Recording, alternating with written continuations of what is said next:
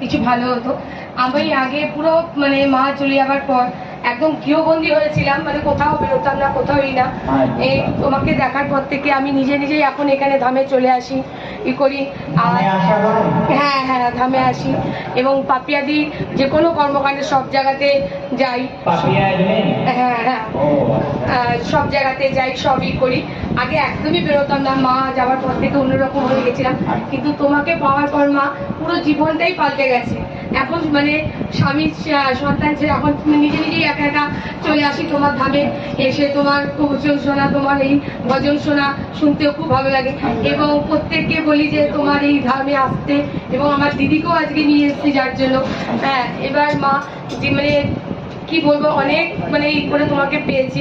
আর আজকে আমি নিজে দীক্ষা নিতে এসেছি, কারণ আমার নিজের দেহ আর মনকে শুদ্ধি করার জন্যই তোমার কাছেই আমি এসেছি দীক্ষা নিতে। আর আমি জানি